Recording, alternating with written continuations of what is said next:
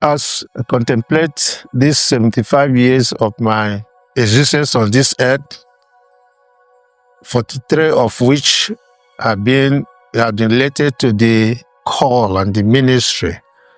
And what really comes so clear to me is the faithfulness of God in fulfilling all the promises that He has made, especially concerning the assurance that He gave me the day that He said He had made my calling public after 11 years. And He said, today I'm making that call upon your life public.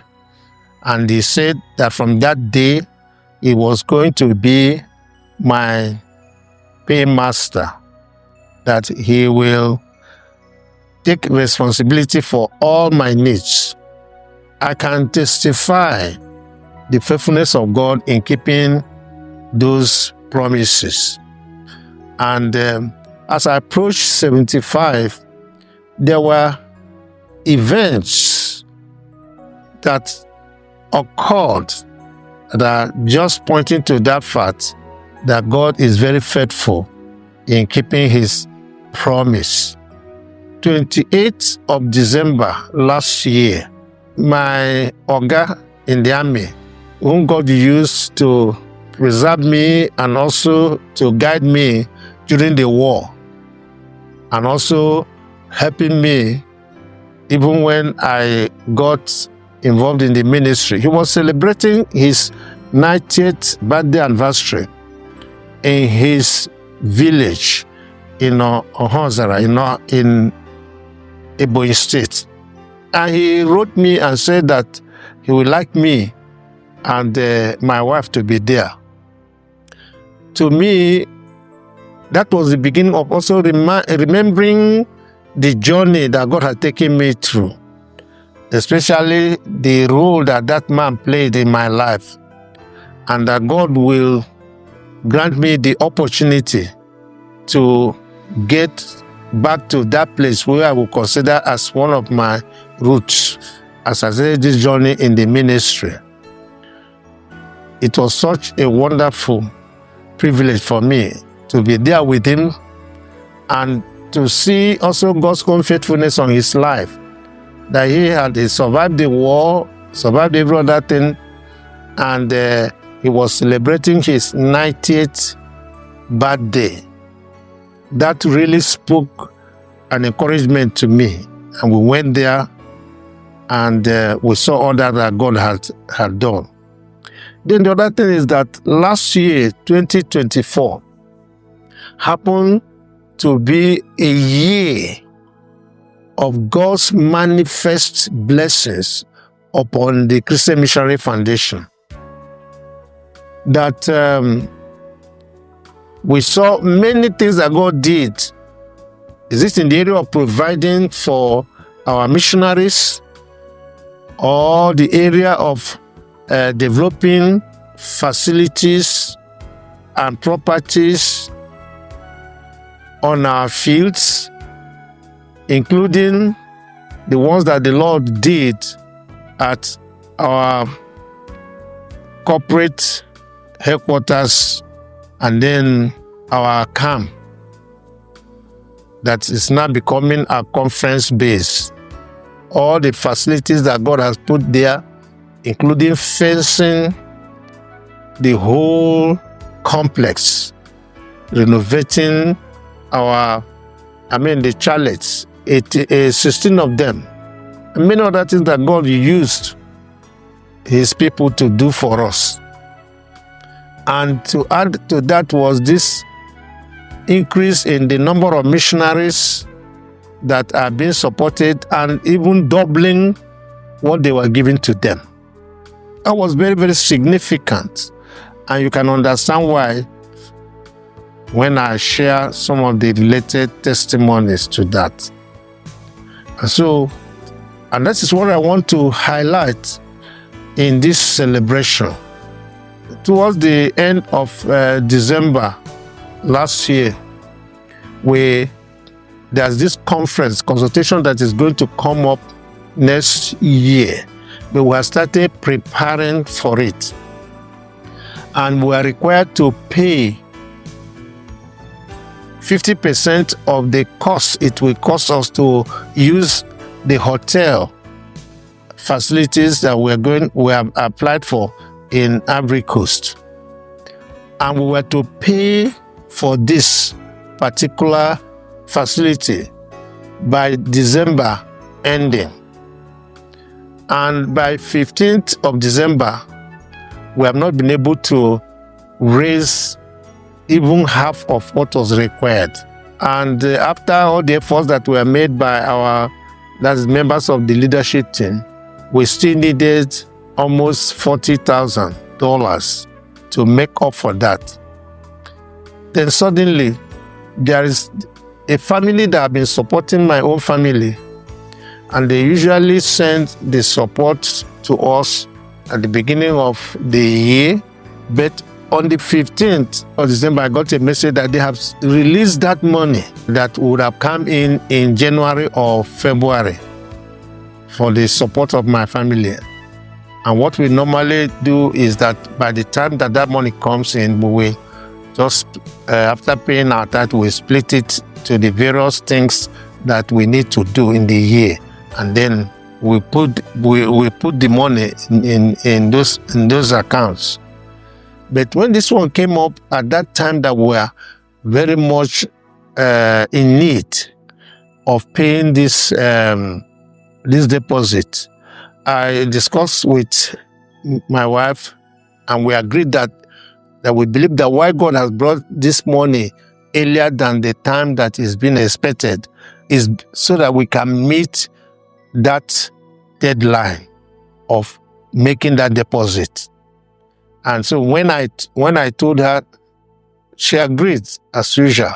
So we decided to direct that money in full should be forwarded to Ivory Coast for that deposit as a loan, that whenever God provides it as brethren pay or when we begin to collect the registration, then we can take it back. Then shortly after that, the group that is supporting our missionaries, they decided to double the amount they were giving and also double the number of missionaries they were supporting, and said they were going to pay for 3 months at a go.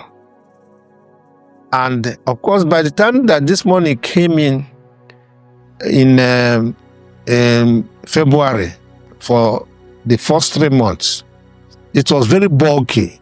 It was quite a huge sum of amount of money. And of course, we had to start disbursing it to the brethren.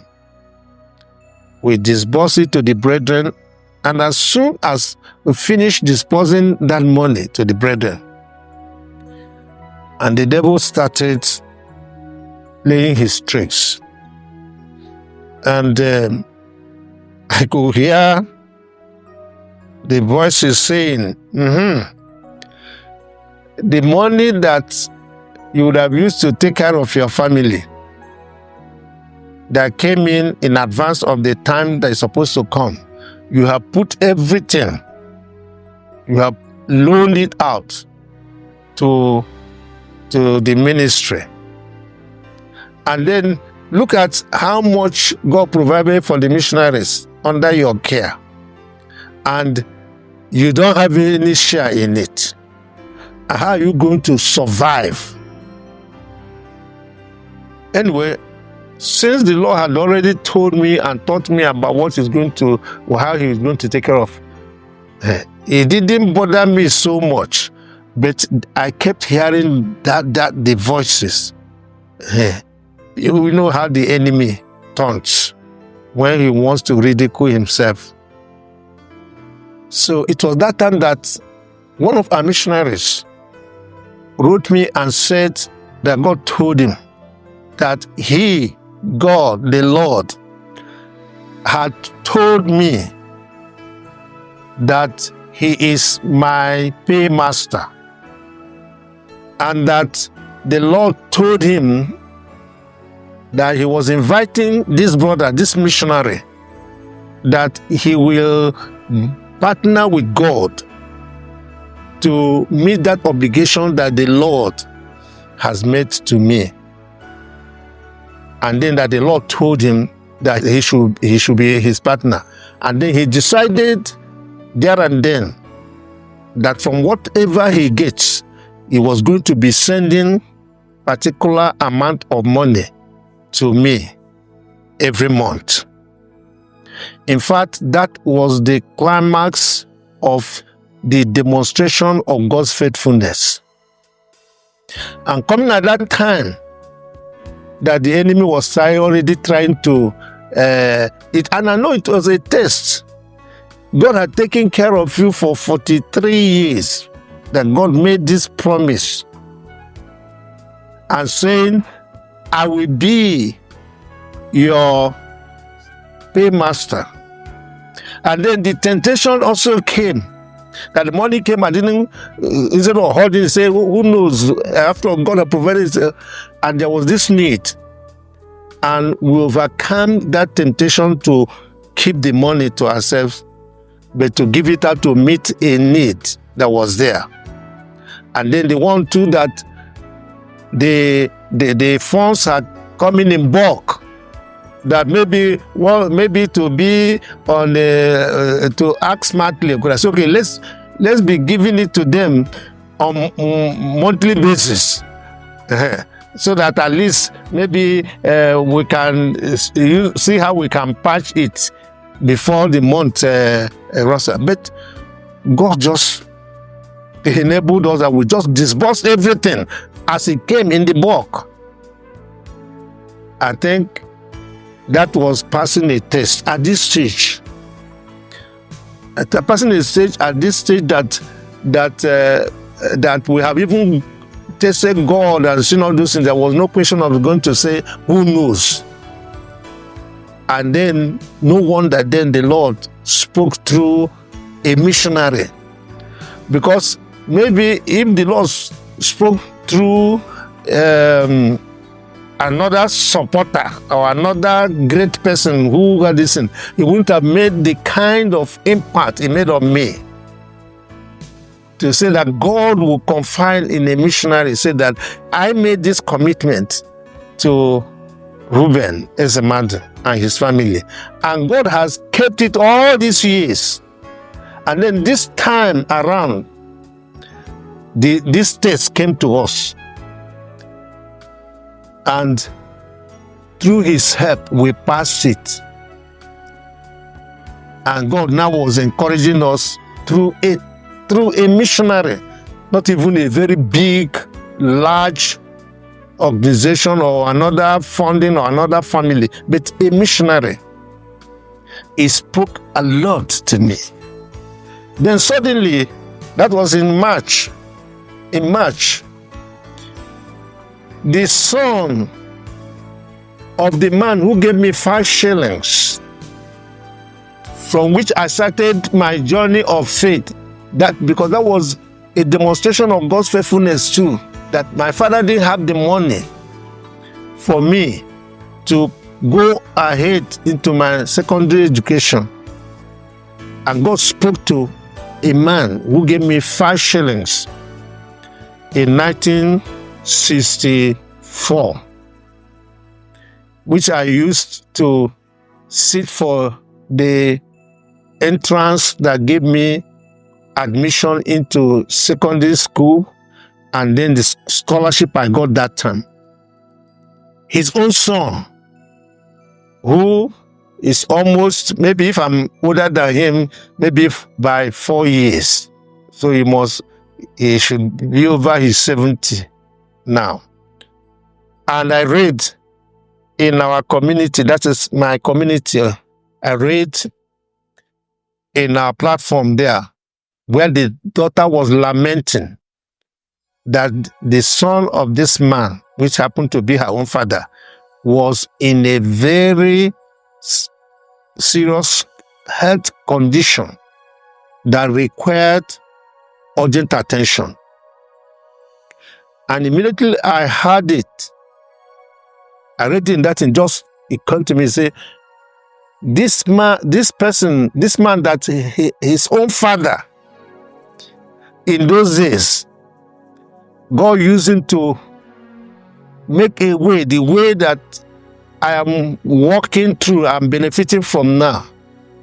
That this is a time to show mercy and goodness to that man's family. I remembered what David said. When God has established him, he started looking out for, he said, is there any person from the family of Jonathan, his friend, that he could bless? That's what came to me.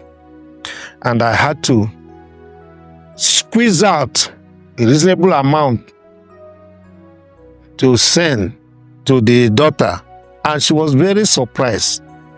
By this past week, I got an update from her. The man is in the hospital now where he's been taken good care of, and he will soon very much fully recover. That's another thing happened this period, that God was using it to remind me.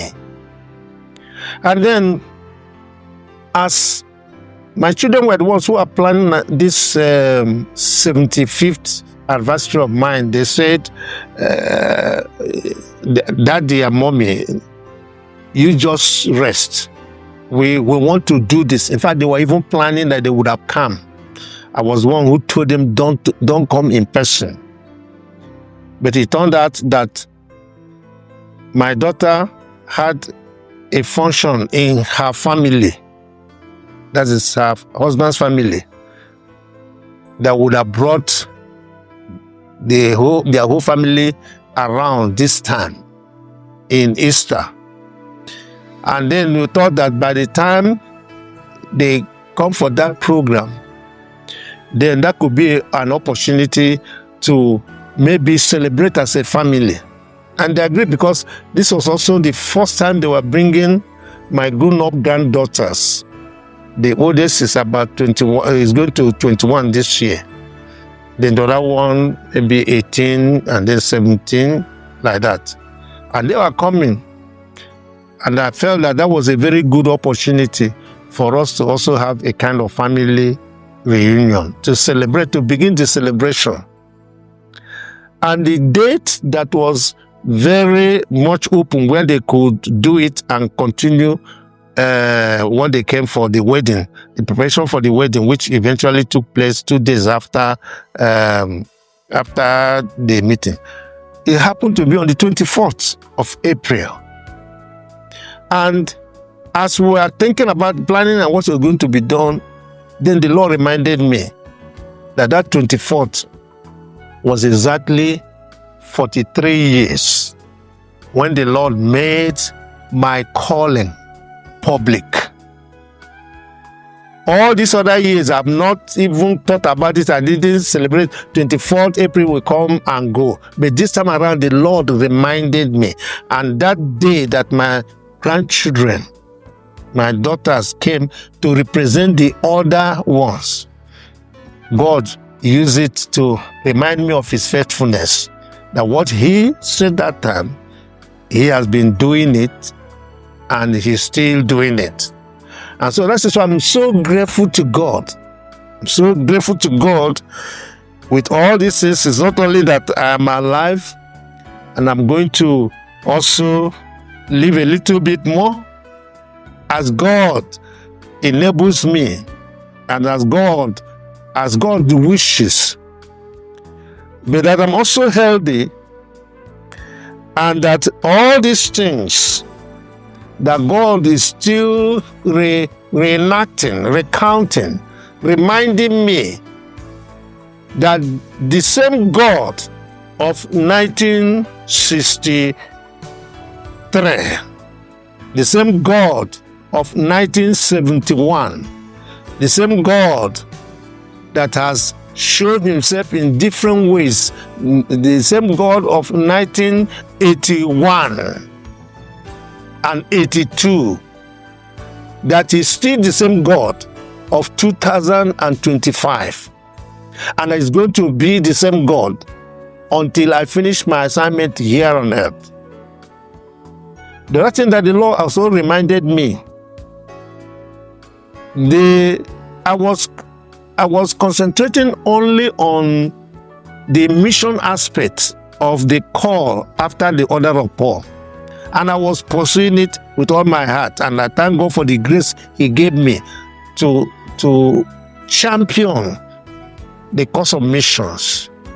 But with time, when I saw the things that were happening, how I couldn't rest.